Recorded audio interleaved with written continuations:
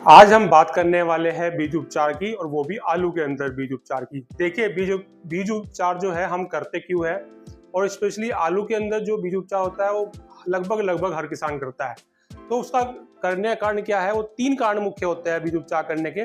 1 to 1 discussion करते हैं उसके ऊपर। सबसे पहला कारण होता है जो फफूंद के द्वारा जो बीमारी आती है उनकी रोकथाम के लिए। दूसरा, जीवाणु जनित जो बीमारियां होती है उनकी रोकथाम के लिए। और तीसरा, जो कीट लगते हैं शुरुआती 25 से 30 दिन की जो फसल होती है उस पर जो रस चूसक कीट आते हैं उनकी रोकथाम के लिए हम बीज उपचार करते हैं। कहने वाली बात है कि 3 मुख्य कारण हैं जिनके कारण हम बीज उपचार करते हैं आलू की फसल के अंदर। अब जो फफूंद जनित यानी फंगल जो डिजीज आती है वो ब्लैक स्कर्फ यानी जो काले काला जो आप स्किन पे एक चमड़ी सी आ जाती है काले रंग की, उसको ब्लैक स्कर्फ बीमारी के लिए जो सबसे ज्यादा बीमारी आती है भारत के अंदर, और जिसके लिए किसान 99 नहीं 100 के 100% बीज उपचार करता है केवल इस बीमारी के लिए। तो फंगल डिजीज में ब्लैक स्कर्फ भी आती है, सिल्वर स्कर्फ भी आती है, ड्राई रूट भी आता है और सीड पीस ब्लाइट भी आती है। तो ये 4 प्रकार की बीमारी आती है जिनको बीज उपचार करने से वे कंट्रोल की जा सकती है। ऐसे ही जीवाणु जनित बीमारी आती है जिसमें ब्लैक लेग आता है, सॉफ्ट रोट आता है और रिंग रोट आता है, यानी कि कलन। बीज के मतलब जो आलू है, आलू के अंदर अगर रिंग टाइप काला रिंग पड़ रहा है तो उसको रिंग रोट बोलेंगे। अगर आलू गल जा रहा है या कुछ ऐसा गलने की दिखाई दे रहा है गलता हुआ, तो सॉफ्ट रोट भी हो सकता है वो। और ब्लैक लेग करके बीमारी आती है। तो आप गूगल पे देख सकते हो इनकी बीमारी डाल के कि पोटैटो ब्लैक लेग डिजीज कैसी है, तो गूगल आपको पिक्चर निकाल के दे देगा कि कैसी डिजीज है। तो ये जीवाणु रहित बीमारी आती है। कीटनाशी के अंदर एफिड यानी जो एफिड के अंदर जैसे व्हाइट फ्लाई हो जाए या फिर माहू आ जाए, माहू को बोलते हैं हम एफिड, और व्हाइट फ्लाई सफेद मच्छर, और जो रस चूसक के अंदर तेला, चेपा, माहू, जो ये जितने भी रस चूसक कीट है ये सब आ जाते हैं। और कीटनाशी से आप बीज उपचार करते हो तो 25 से 35 दिन में, शुरुआती 25 से 35 दिन तक ही वो असर करता है। उसके बाद उसका असर नहीं रहता। उसके बाद आपको अगर कीट आते हैं इनमें से कोई सा भी, तो आपको छिड़काव करना पड़ेगा। तो इन तीनों के लिए बाजार के अंदर कुछ उत्पाद हैं, जैसे बायर का एमिस्टोप्राइम करके है, सिजेंटा का वाइब्रेंस प्रीमियम करके है, यूपीएल का इलेक्ट्रॉन है, और वहीं पे बेस्ट एग्रो का वार्डन एक्स्ट्रा है, और क्रिस्टल का मॉन्सरीन है, यूपीएल का साफ है, और धानुका का जेनेट करके। आज की तारीख में बाजार के अंदर ये उत्पाद आलू में बीज उपचार के लिए जा रहे हैं, लेकिन हर कोई उत्पाद हर किसान के लिए नहीं बना हुआ है। यानी कि हर उत्पाद हर जरूरत किसान की क्या जरूरत है उसके हिसाब से हर उत्पाद अलग अलग है। यानी कि किसी किसान के यहाँ पर अगर रस चूसक कीटों की भी समस्या है और उसके खेत के अंदर फफूंद वाली बीमारियां भी आती है, तो उसको ऐसा उत्पाद का चुनाव करना पड़ेगा जिसके अंदर कीटनाशक भी हो, जैसे यूपीएल का इलेक्ट्रॉन करके आता है और बेस्ट एग्रो का वार्डन एक्स्ट्रा करके आता है। लेकिन अगर किसी किसान के खेत में कोई बीमारी ही नहीं आती है, वो चाहता है कि भाई मेरे को एक ऐसा फफूंदनाशक मिल जाए जो सस्ता हो, ज्यादा महंगा भी ना हो, और जिसके परिणाम भी अच्छे हो और काफी सारी बीमारियों को कंट्रोल भी करता हो, तो उसके सबसे बेस्ट ऑप्शन जो उसके लिए आता है वो यूपीएल का जो साफ आता है, वो सबसे बेस्ट ऑप्शन है उन किसान के लिए।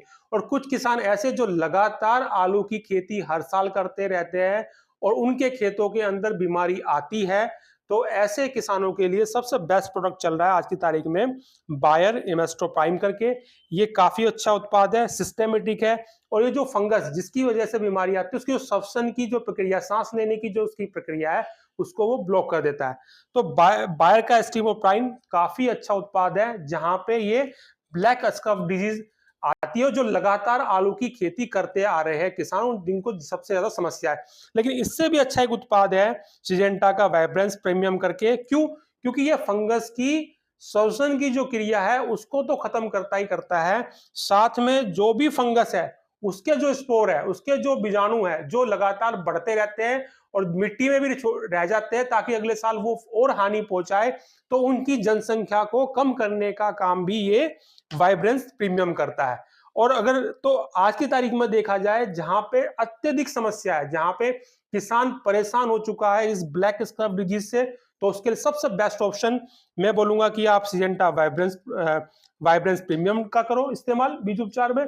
फिर सेकंड नंबर पे आप करो बायर का एमिस्टोप्राइम करके, और और फिर इसके नीचे वाले किसान जिनको बीमारी भी आती है, खर्च भी कम करना चाहते हैं, और उनको ऐसा उत्पाद चाहिए जो कीटनाशक भी हो, फफूंदनाशक भी हो, और जो अंकुरण भी अच्छा करे, तो उनके लिए यूपीएल का इलेक्ट्रॉन बहुत अच्छा रहेगा, उनके लिए बेस्ट एग्रो का वार्डन एक्स्ट्रा बहुत अच्छा रहेगा। और जिनके केवल कम खर्च करना चाहते हैं और उनको भाई ब्लैक स्क्रब भी केवल उस पर भी अच्छा नियंत्रण मिले, तो उसके लिए उनको जो मोनोसिन करके जो आता है, क्रिस्टल का आजकल आ रहा है, तो वो एक कॉन्टेक्ट वाला फंजीसाइड है उसके अंदर। वो क्या करता है, वो कॉन्टेक्ट वाला एक परत जमा देता है बीज के ऊपर, ठीक है। उससे फायदा ये होता है कि जो फंगस उसमें एंटर नहीं कर पाते हैं, फंगस रहेगा चारों तरफ लेकिन बीज में एंटर नहीं कर पाएगा, जिसकी वजह से आगे जाके ये बीमारी मतलब नहीं दिखेगी या बहुत काफी हद तक कम हो जाएगी। तो सबसे पहला नंबर मेरे हिसाब से क्या हुआ, सबसे पहला नंबर हुआ मेरे हिसाब से ये, दूसरा नंबर हुआ मेरे हिसाब से ये, तीसरा नंबर हुआ मेरे हिसाब से ये, ठीक है, अच्छों में चौथा नंबर हुआ मेरे हिसाब से ये, ठीक है। और आप लोग बिल्कुल बीमारियां नहीं आती है, खर्चा कम करना है, तो सबसे सबसे बेस्ट ऑप्शन है फिर यूपीएल का साफ। ये लगभग काफी बीमारियों पे कंट्रोल करता है, इनके मुकाबले तो उतना इफेक्टिव नहीं है लेकिन काफी बीमारियों पे कंट्रोल करता है। और अगर आपके खेत के अंदर जीवाणु जनित बीमारियां भी है, यानी जीवाणु वाली बीमारियां भी है, बैक्टीरियल बीमारियां भी है और फंगल बीमारी भी है, तो सबसे एक कैटेगरी का प्रोडक्ट पड़ेगा आपका धानुका का जीनेट। जेनेट करके ये प्रोडक्ट है, ये बहुत ही प्यारा प्रोडक्ट है। इसके अंदर थाइफनेट मिथाइल है, प्लस इसके अंदर कासुबामाइसिन है। इससे आप बीज उपचार करोगे तो जो जीवाणु रहित बीमारियां है, जो फफूंद जनित बीमारियां है, उनको ये कंट्रोल करेगा। मैं अपने बाजार में जो अनुभव है मेरा, जाता हूं बाजार के अंदर, उसके अनुभव के हिसाब से मैं बता रहा हूं। बाकी मैं आपसे गुजारिश फिर कर रहा हूं कि एक बार इस्तेमाल करने से पहले इन कंपनियों के जो प्रतिनिधि हैं उनसे बात करिएगा, उनसे समझिएगा क्या डोज है, कितना खर्चा आता है, कौन सी बीमारी पे कितना इफेक्टिव है, तभी आप इनको उत्पादों को आप बीज उपचार के लिए इस्तेमाल करिएगा। मेरी आपसे गुजारिश है कि यह जो वीडियो है, इस वीडियो को जरूर शेयर करिएगा, लाइक आप सब करते हो, बहुत प्यार आपका मिलता है, तभी मैं वीडियो, मेरी मजबूरी हो जाती है कि हर हफ्ते में एक वीडियो मैं बनाऊं। तो ऐसे ही प्यार करते रहिएगा। साथ में गुजारिश और है कि ये आपको शेयर जरूर करना है, नीचे की तरफ शेयर का ऑप्शन आता है, वो शेयर जरूर करना है ताकि दूसरे किसानों को भी ये जानकारी पहुंचे और वे भी खुशहाल बने, वे भी कम खर्च में अच्छे उत्पाद डाले, ऐसा मेरा उद्देश्य है। और किसान अच्छा होगा, किसान की उन्नति होगी तो देश की उन्नति होगी, यही मेरा मकसद है। और इसके बाद बीज उपचार करने के बाद, बीज उपचार जैसे आपने कर लिया, तो आपको डालना है एक अच्छा माइक्रोराजा डालना है। तो माइक्रोराजा में जेंक्रिस कंपनी का माइकोजिन है, उसकी फोटो मैं यहाँ पे लगा दूंगा। और आपको अगर गोबर की खाद नहीं मिल पा रही है तो और का आपको कार्बन डालना है, तो वहां पे जेंक्रिस कंपनी का एग्रो बेस्ट है, दानेदार 10 किलो प्रति एकड़ वो जाएगा, उसकी मैं फोटो लगा दूंगा।